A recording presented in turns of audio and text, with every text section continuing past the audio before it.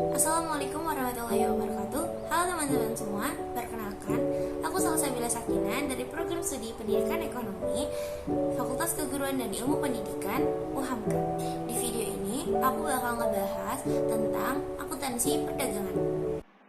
Aku akan bahas secara teoritis apa sih itu perusahaan dagang dan kayak judul di video ini, apa sih bedanya metode perpetual dan metode periodik. Yuk kita bahas dimulai dari pengertian perusahaan dagang. Perusahaan dagang adalah suatu perusahaan yang kegiatan utamanya melakukan pembelian dan penjualan atas barang siap jual tanpa ada proses pengolahan atau penambahan nilai atas produk dengan tujuan utamanya memperoleh keuntungan. Kegiatan utama perusahaan dagang meliputi pembelian barang dagangan untuk dijual, penjualan dan pendistribusian kepada pelanggan, penerimaan kas atau penagihan kepada pelanggan atas penjualan.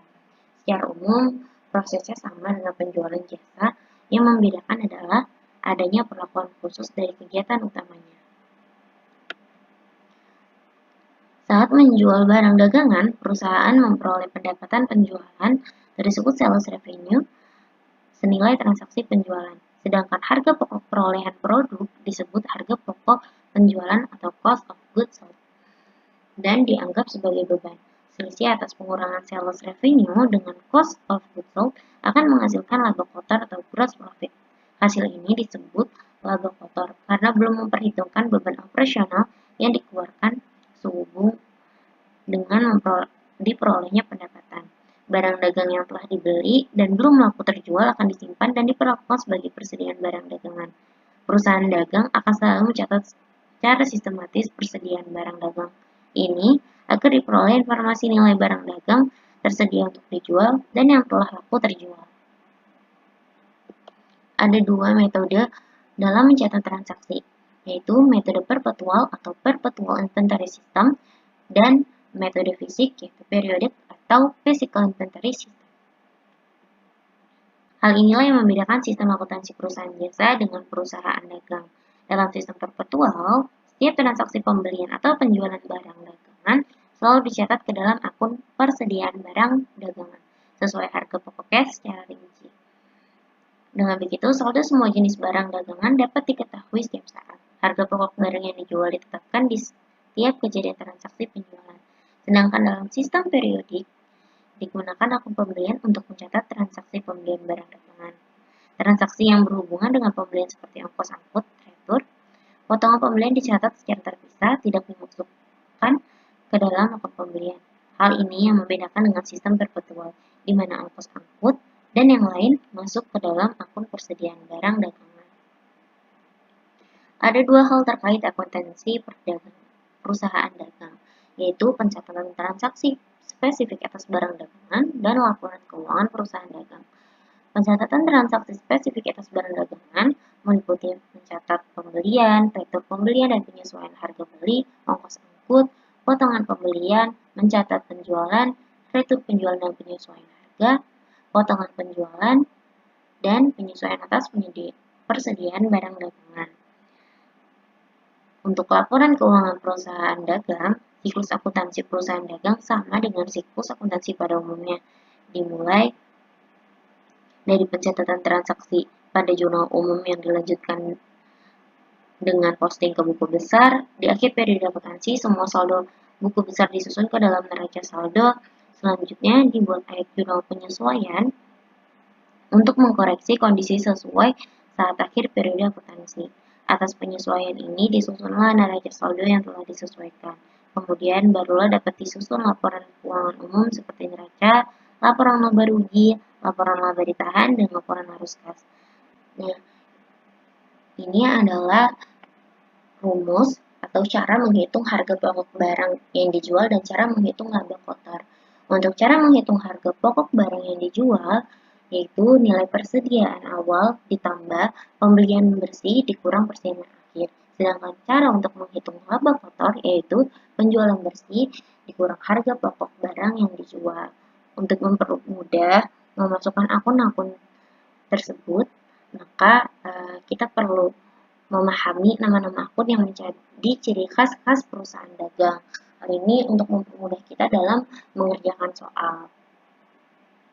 Dalam sisi debit dan kredit, dalam sesi debit, akun yang masuk ke dalam sesi debit yaitu akun pembelian, akun potongan penjualan, akun retur penjualan, akun biaya angkut pembelian, akun biaya pengiriman, akun persediaan barang dagang, akun piutang usaha dicatat di sisi debit, dan harga pokok penjualan.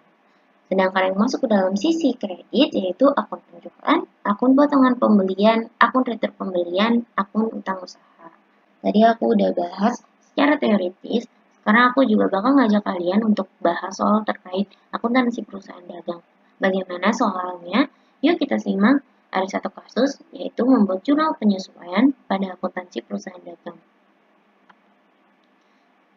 Jadi, ada satu kasus pada perusahaan dagang yang harus kita buat jurnal penyesuaiannya. Nah, sebelum itu kita baca dulu soal ataupun data-data berikut ini.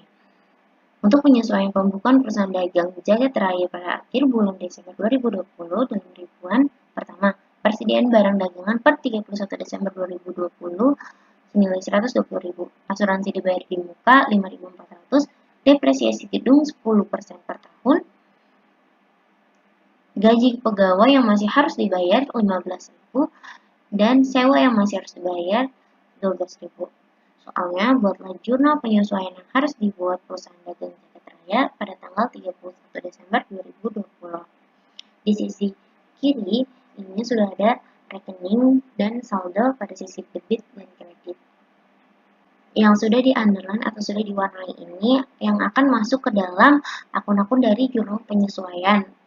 Hal ini dibuat untuk mempermudah dalam mengerjakan jurnal penyesuaiannya. Selanjutnya akan kita kerjakan seperti ini. Format, tanggal, keterangan, debit, dan kredit. Pada keterangan ada dua sisi yang masuk ke dalam sisi debit dan sisi kredit.